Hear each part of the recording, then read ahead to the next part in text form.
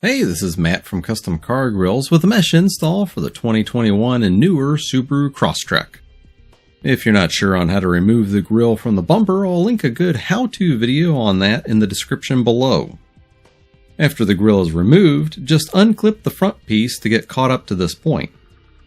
There's a small amount of modification needed for the grille. This lower edge and these side areas should be trimmed back a little bit. To help with getting a straight edge, I'll grab some tape. In my case, I'm using a 1/4 inch wide low adhesion type tape. I'll use this on the lower edge to act as a guide on where to make some cuts to even out the edge. Then repeat for the other side like so, and then I'll move on to the side areas. There's a little part of the lower corners that needs some cleaning up. After that, I'll even out this tab area to make it more consistent with the depth of the rest of the grille. The top of this tab also needs a little love so that it meets with the upper corner edge a little better. And lastly, this upper corner has a funky notch in it from the stock grille, and I want to remove the indent so that we have a nice straight line to work with here. Here's a quick overview of the tape line that I made. I don't plan to remove much material here, I'm just evening out the areas that we're contouring around the factory grille design. On this side tab area, I really want to remove just as little as possible because of the angle of the tab will play an important role later on. To do the cutting, I'll grab my Dremel and equip it with their number 543 cutting and shaping wheel. Starting on the lower edge, I'll cut the plastic from the back side up to the tape line. There's no need to rush this step. I'm just trying to keep a steady hand while focusing on the cuts the best I can. Afterward, I'll go over the lower corners and make some small cuts like this. Moving along the side, the tip here needs just a little work. And then the top edge is a simple straight line cut that should be easy to make. Now these top corners on the other hand, they're not as easy. I needed to take a couple different angles of approach to get this down to the tape line. Furthermore, I also needed to pay close attention to the cutting wheel to make sure I didn't cut something in a different area. Let's flip this around and take a look at some of the attachment points. There are some clips here that were used for holding together the other part of the grille. There's also some screw mounts here that are now going to be the main attachment points for the grille to be mounted back on the bumper. Just make sure to not touch this big screw mount here. That's an important one for the reinstallation. The small clips that are not the screw mounts can be easily removed with the cutoff wheel. Just follow along the whole perimeter of the back of the grille, removing the clips that held together the other half of the grille, but keeping the screw mounts. For the big side area, that needs to be hollowed out fairly thoroughly. I took a few different angles of approach to get it taken care of before moving forward. There's also a small nub on the upper edge here that can be easily trimmed off too.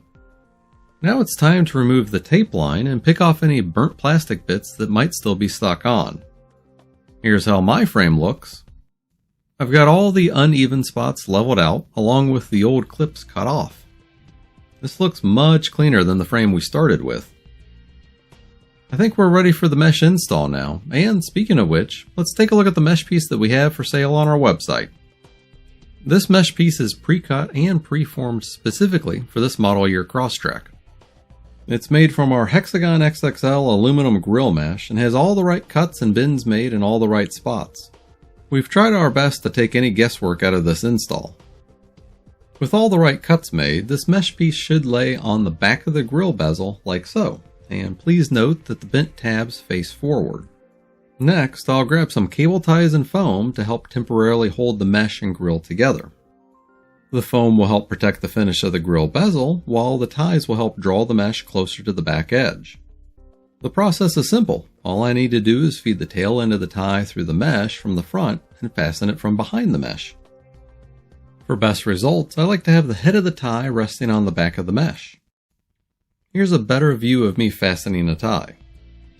It's also best to not loop the tie up too high, and while the ties need to be tight to hold the mesh flush up against the bezel, it's best to not over tighten these to the point where the top and bottom edge of the grill frame are going to distort. The sides and corners aren't much different than the top and bottom edges. There might be a little trial and error to find the best placement, but overall the attachment points should be fairly obvious. At this point, the side areas will have a bit of a gap, but there's a fairly easy fix to make this much less of an issue. With the grill flipped face down, I just simply push the mesh out by hand. This will get a better contour that's less gappy than before. This might be the only area that's not intuitive on how to fasten the mesh together. For this, I just used a larger tie and wrapped it around the tab like so. Just so that the tie doesn't move later on, I reinforced it with a second tie closer to the tip. Odds are the ties won't be moving if we have it in this position. Repeat these steps on the other side like what I'm doing here. It's important to get the mesh as tight up against the grill edge as possible so that it doesn't have any gaps later on. Next, I'll come back with some wire cutters and snip off the tail ends of the ties and throw them away. And before moving forward, I want to double check my work. Thus far, this is looking really good. The mesh seems to be fairly flush up against the back of the grill. Gaps seem to be very minimal and I don't see any distortion, so I think I'm good to go with bonding the mesh and grill bezel together.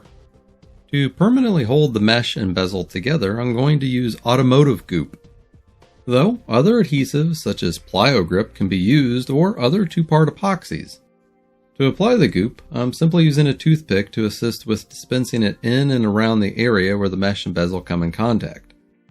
It's super important not to spill any through the front, and I'm taking my time to make sure that I get full coverage here. Again, the name of this glue is called Automotive Goop, and I'll have it linked in a card above right now. It's a great weatherproof adhesive that I've been using for many years. It's very cost effective as well, but there is one small drawback to it. This stuff takes a long time to cure. Plan on letting it sit for a day while it cures. For this install, I used two 3.7 ounce tubes of goop over 2 applications from 2 days. Placing a fan nearby to blow on it can help speed up the process, but for the most part, this is just a matter of waiting. The big tab area specifically really should get a good second coat. There's a fair bit of force with this tab wanting to pop forward, which is why I want to reinforce it as good as possible so that it doesn't move on us later on. And on the next day, I came back to snip off the ties. I threw them away along with the protective foam. The mesh install is now complete. Let's flip it around and check out how it looks. Whoa, this is awesome. I'm really happy with how this turned out. The badgeless design is super clean, and I'm impressed with how seamless the transition from mesh to bezel is. Of course, if owners want to add custom emblems at this point, we have a nice blank slate here to work with. Some small Raptor style lettering or lights could be a good add-on too later down the road. Here's a couple pics of one of these installed on a Crosstrek. I like the way this looks off-roading too. It's a good clean look out in the wild. Debadging the grill makes a world of difference on how this looks. Well, that's all I have on this video. I hope you liked it, and if you have any questions, then feel free to ask me, and thanks for watching.